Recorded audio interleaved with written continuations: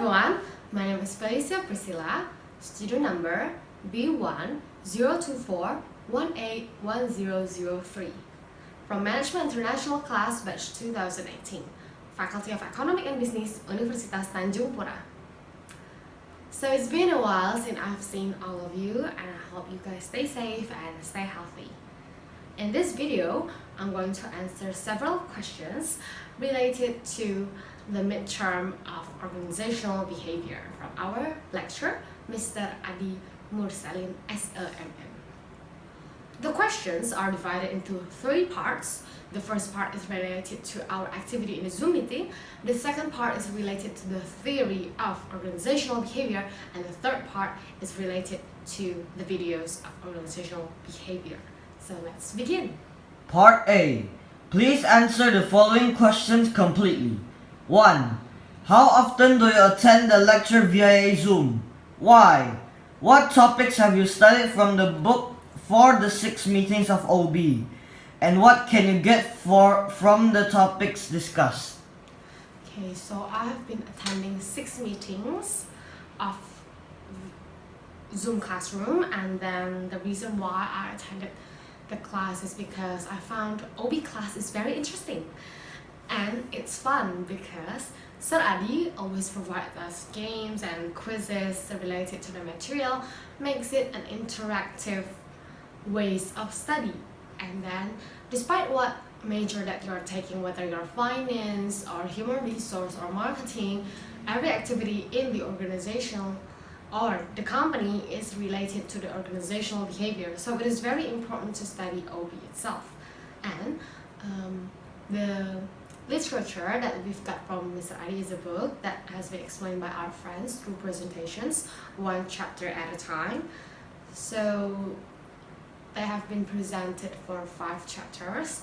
The first chapter is about what is organizational behavior. The second chapter is personality and personal environment fit. The third chapter is emotion and mood at work. The fourth is attitude and job satisfaction. And the fifth one is perception, decision making, and problem solving. Through each chapter, I've learned that a lot deeper, especially about what is organizational behavior. There is an aspects of EBM in it, and about critical thinking, and then about scientific method, and so on. And then the second part is that I learned about the relations between emotions, mood, attitude, and personality. So in fact, emotion itself affected by the moods, and then the moods affect the attitude and the job satisfactions, and this attitude affects the personality, how we show ourselves in the workplace. And additionally, through the chapters of perception, I see that everyone has different perceptions, and based on their perceptions are their ways and methods of making a decisions and solve the problem. And that is the end of section A. Let's move on to section B. Part B. Give the full answers to the following questions. 1. What is OB according to the 5 experts? Why is OB important in a company? So, OB, according to the 5 experts, are defined as the first one from Keith Davis and John Newstorm in 1985. They said that OB is a study and application of knowledge about how people act in organizations. And the second one is Indriyo Gito Sudarmo and Nyoman Sudita in 1997 stated that OB is the field of science that studies human interactions in organization, which includes the systematic study of the behavior, structure, and the process in organizations.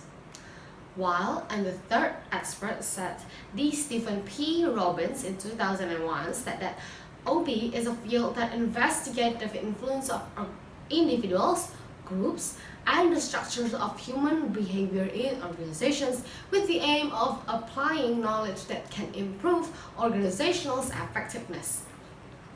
And The fourth expert is Fred Lupton, said that organizational behavior, or OB, is the study and application of knowledge how people, individuals, and groups act in organizations. And last but not least, Mathis John H. Jackson said that OB is how organizational members believe and accept organizational goals and desire, stay with or leave the company, which reflected in the behavior of the organizations. And why is OB important? So the goal of OB itself is to improve the functioning organizations and how employees experience their work, how to motivate their followers, overcome their stress, resolve conflict, and make the companies run more effectively. 2. Moods are different from emotions in 3 main respects. What are they? Explain them. So, there's mood and emotion. The differences between mood and emotions are divided into 3 aspects. The first one is mood tend to be much more longer. It can occur in hours or days, whether in emotions they only last in minutes. Secondly, emotions are about something specific, such as a personal situation, but moods is more likely to diffuse on invisible objects. For example, like mood is a general feeling and not a reaction of a particular situation.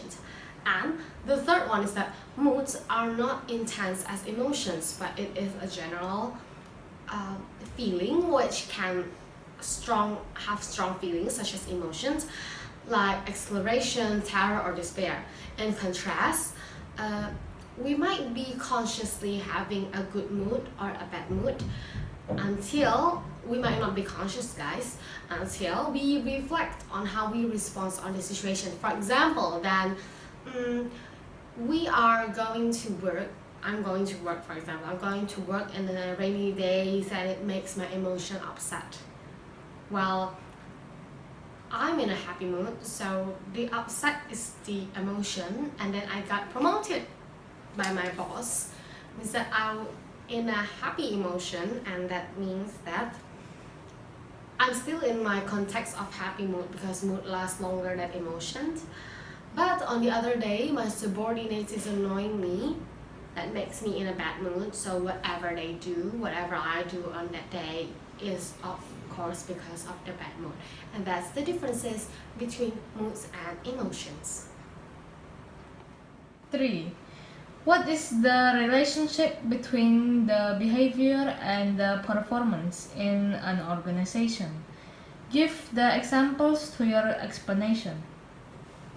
So, a positive and good work behavior of an individual leads to higher performance, productivity, and great outputs by the team or an individual.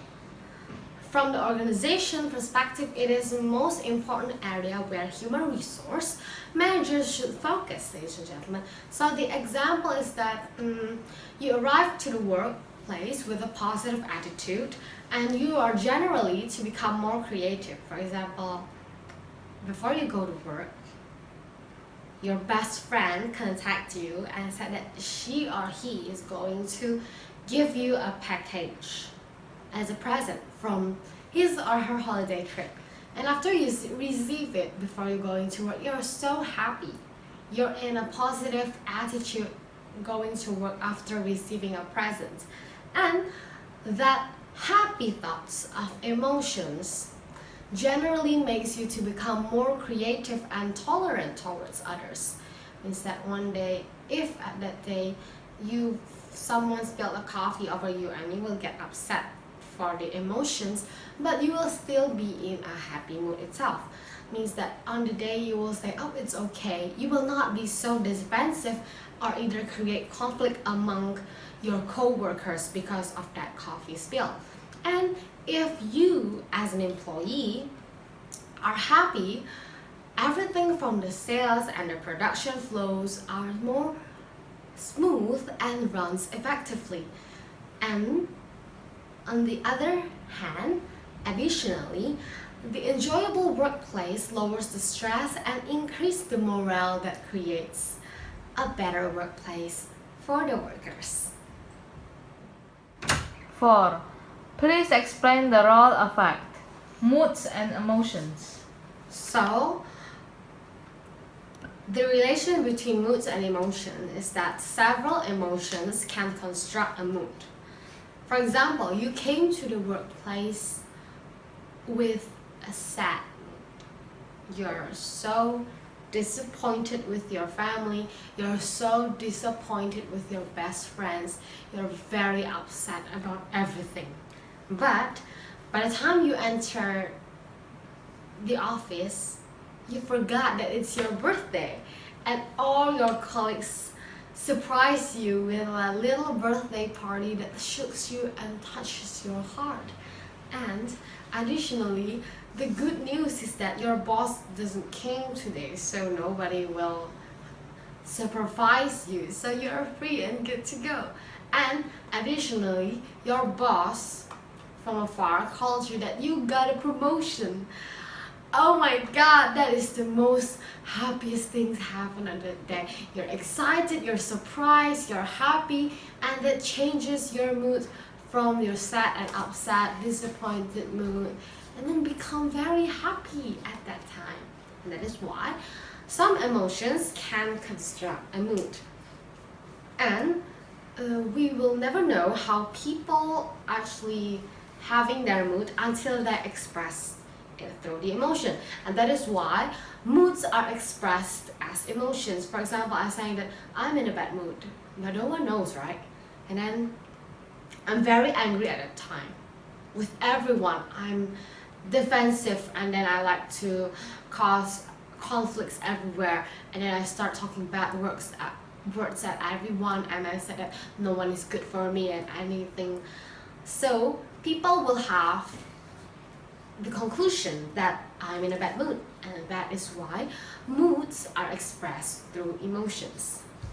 And there is a broad range of feeling that people experience that the moods and emotions, because there's also additional data saying that positive moods increase in helping.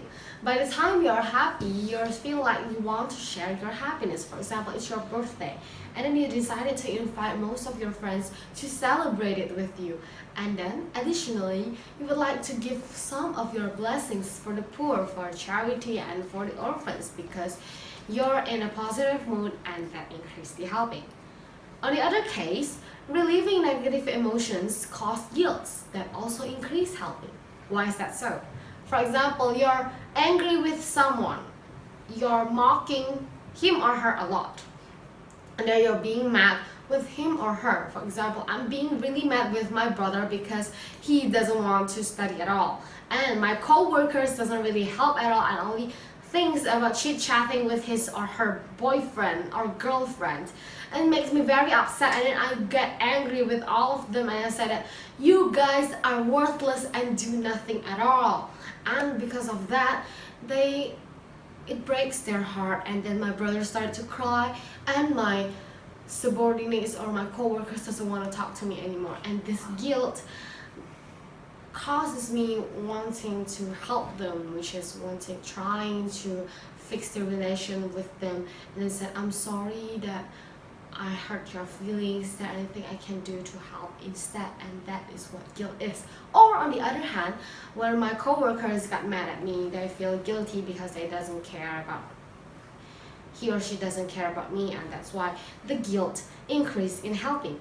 And furthermore, personal distress and empathy as the determinants of helping. When you see someone's poor on the roadside, or you seeing your subordinates having financial pallets and has lots of bills to be paid at the end of the month, you feel the empathy that they cannot fulfill the payment of their bills, so you decided to help them. And that is why personal distress and empathy are also the determinants of helping itself. Number 5. Mention the 9 sources of emotions and moods and explain them. So, there are 9 sources of moods and emotion. The first one is personality. Moods and emotions also got from expressed because of different personality of people. By means that there's the differences of personality. For example, I'm an extrovert and you guys are introverts, and that makes me, I can express my feeling freely and openly, while you guys on the other hand are introverts. That means that you like to keep the problems and feelings to yourselves, and that is the differences that will be shown. We will hardly know whether an introvert person is having a bad mood or a good mood, because they most likely to keep their emotions and moods to themselves. And then the second one is days of the weeks and times of the day. Days of the weeks, for workers, they have weekdays and weekends. We usually have holidays and weekends, and we work on weekdays, same as students, right? But on the time of the day, students usually has a busy time from morning till noon. While on workers, they usually have a busy time from 10 a.m. to 3 p.m. and that is the most hectic time of the day for workers. That is why the different times of the day cause us to have different emotions, because by the time we're working, we use and tend to have a tense emotion, being under pressure or even enjoying our work, and that affects on how our moods and emotions at the days and the time of the week. Okay, and then the weather. Yeah, weather is a very common thing, because eventually we always talked about it and always experience it every day. For example, you decided to go to the park at that day, but it suddenly rains. It screwed all your moods and emotion, and you are in a bad mood because you cannot go to the park because of the rain, right? Yeah. And on the other hand, stress also affects our moods and emotion negatively, guys, because stress itself makes ourselves under pressure, and we was most likely to produce and shows negative emotions towards others. Other than that, social activities, for example, like we're going to a charity or helping the poor people, going to baksos and many others, actually increase our positive moods, because of that positive moods increase in helping. And then sleep. I bet that most of us has different sleep schedule, and because of that we usually have different emotions of the day. For example, I stayed up late today and last night until 4 p.m. 4 a.m. Yeah, 4 a.m. in the morning. And then I go to work at 8. It means that I only have time to sleep for 2 to 3 hours. And that really distracts all my moods and emotion. Also my concentration means that on that day I will be in a bad mood because the lack of sleep itself. And then exercise. Exercise also affects in our moods and emotions. Uniquely, exercise enhances our positive moods. So this is especially really good for depressed people. That is why they usually go for sports like playing badminton or playing basketball after a stressing or a hectic day, and after that they'll be in a good mood again. Later on, we'll also talk about age, because negative emotions seems to occur less when people gets older. For example, you see your grandma, everything he or she thinks is very positive because that's what all people think. And highly positive moods last longer for older individuals, while in bad moods fade more quickly. For example, like you forgot about your grandma's birthday. She might be upset, but after you gave her a congratulations and then gave her a cake, and then she'll forget about it, because all she remembers is that she'll get through the negative emotions and think about, oh, my grandchildren is caring about me, so they bought me a cake and celebrate my birthday. And that is what means that age is very one of the source of the moods and emotion itself. And then gender, ladies and gentlemen. men are most likely less expressive than women, and that is why their sources of the moods and emotions are different. Because if man's got a promotion, maybe he is happy but doesn't express it very wide, such as women going to parties and spreading out the news in Instagram stories and many more. And that's the 9 sources of moods and emotions. 6. How does personality influence the employee's performance at work? Explain your answers supported by its journal. So at this point, personality can have implications that not only on individual performance level but also on the team level. So personality affects not only in individual performance but also in team performance. Why is that so? Personality affects all aspects of the performance, even how he reacts on the situation on the job, or she actually. This can lead to increased productivity and job satisfaction, helping the organization to function more effectively. And the personality can be seen as the motor which drives behavior. So I found a journal related to this topic entitled Role of Personality Traits on Employees' Job Performance in Pharmaceutical Industry in Thailand. The findings stated that there is a confirmed that 3 personality traits have been the most significant effect, and among them, perceived continuousness and openness that tend to be engaged to work and followed by agreeableness. You're curious with agreeableness, right? Later we'll talk more about the big 5 traits, which is the oceans. Then one of them is the agreeableness. And the contrary result found that the previous study of the extroversion and neuroticism is not related to the job performance itself. And employees may have feeling anxious or worried with that performance affected.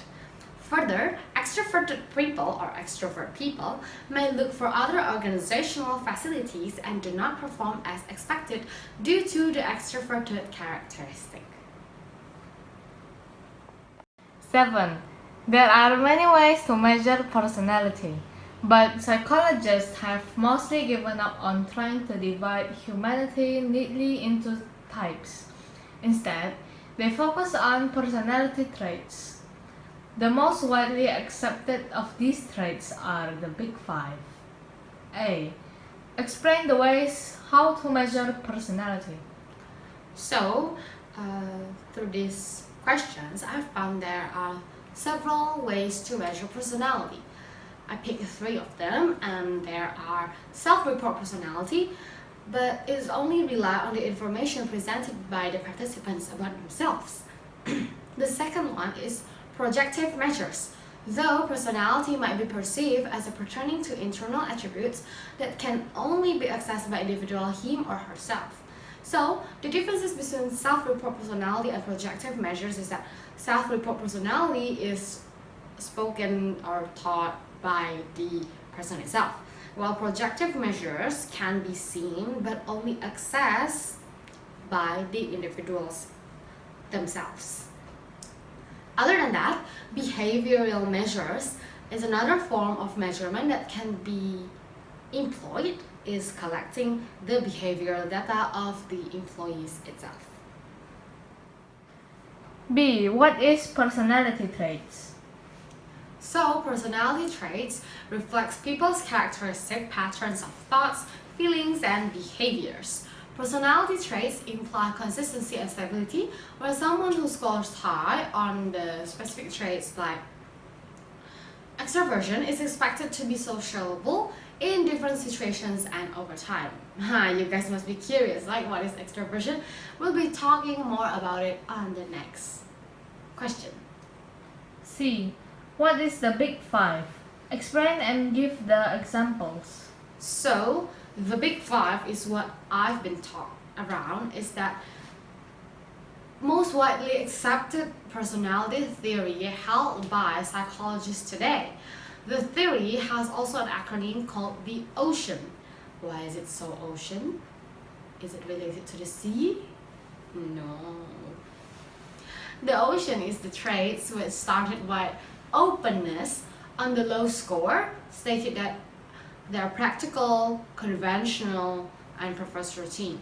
While on the high score, openness includes curiosity, wide range of interests, and independent. The next one, C, is conscientiousness. Conscientiousness on the low score has impulsive, careless, and disorganized. While on the high score, they are hardworking, dependable, and organized. And then E, extroversion. Extroversion on the low score, they have quiet, reserved, and withdrawn. While on the high score, they have outgoing, warm, and seeks adventure. Next, we have A, which is agreeableness. On the low score, they are critical, uncooperative, and suspicious. While on the high score, they are helpful, trusting, and empathetic. Last is the N, neuroticism. On the low score, they are calm, even-tempered, and secure. While on the high score, they are anxious, unhappy, prone to negative emotions. And those are what ocean stands for: openness, conscientiousness, extroversion, agreeableness, and neuroticism. 8. What are type A and type B personalities? So there is a type A and type B personality. Type A is described as behavioral patterns involving impatient, sense of time-related pressure, irritability, and competitive drive. While B is the contrary of the A, means that A and B type hypothesis describe two contrasting personality types, which is in A, they are competitive, highly organized, ambitious, impatient, highly aware of time management, and aggressive, which called as like type A. While in type B, they are more relaxed and less neurotic, less frantic, explainable, as called as the type B personality. 9. Open this link and you must do the test of personality and look at your scores and describe your behavior. How does your behavior influence your study or your work? And ask 2 of your friends to take this personality test. How are their scores? And describe their behavior based on their scores. How do you manage their behavior at workplace? So after I took the test results came out that I'm an impatient and irritability person. And the behavior, how does my behavior influence my study and work? They said that I'm a person who is stressed out with deadline, and whenever things comes out bad and when I'm frustrated, I used to lash out of others and end up stewing in anger and frustration, and that is so true. So I'm more likely to be an A type personality, and my behavior usually influences my work and my study because I usually worried about deadlines very much, and that's why I always do it slowly, step by step, each and every day until I finally get there. But when the time deadline is close, or I pass the deadline, or I'm over the due date, I will be so stressed out with it, and I hope that in the future I can cope more with these types of personality and my behavior towards the study and my work itself. So I also asked 2 of my friends. The first one is Mary Priscilla and the second one is Raymond. So after I asked them to take the test, Mary Priscilla came up to become a patient and loving person, while Raymond is also an impatient person like me. So the 3 of us are in one teams at the workplace, and the behavior based on the score is that Raymond is also an impatient person, which is very stressed out when it comes to deadline, but he did his job pretty well because he also similar to my type of people, where Felicia Priscilla, she's very relaxed and tend to keep every problem to herself, but she did her deadline pretty well and do most of the job very professionally.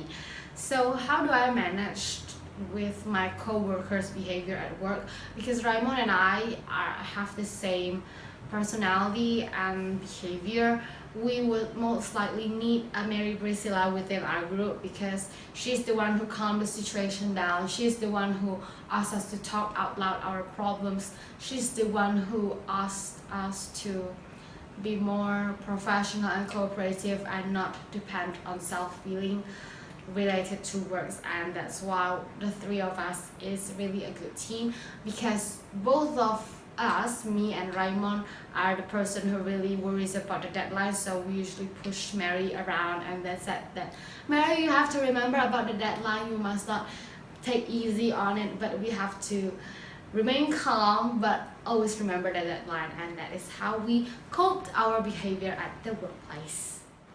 And that is the end of section B. Moving on to section C. Section C. Questions related to the video. Open this link and watch this video. 1. What are the first and the second video about?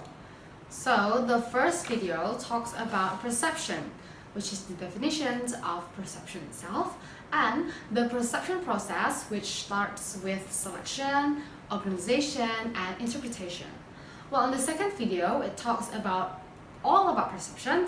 In perceiving things, the first time is we select the information, just as the same. And there are factors that influence the perception, which is intentions and interest, background and size, seeing things in continuations, and we must think twice before we see things under perceptions. 2. Who are the speakers in the videos? The speaker in the first video is Miss Emily McWorthy, while on the second video is a speaker from Wings Education. 3. What do the speakers explain to you in this video? So the first speaker explains about the definitions of perceptions and the process of perception itself, along with the examples to clarify the explanation. While on the second speaker, she explains about the way of preserving things. 4. What can you get from watching the two videos? So after watching these two videos, there are always two perceptions in the way of seeing things. So in order to understand another, try to look on their ways of perspective to be and feel in their condition and situation. The way we perceive things is affecting the way we make our decisions. 5. How important is perceptions to employees and to company? So there are many things happening in a company every day, and in order to become a wise leader or a wise manager or a wise subordinate or supervisor, we must see things in various perspectives and objectively to make a fair and good decision for the company.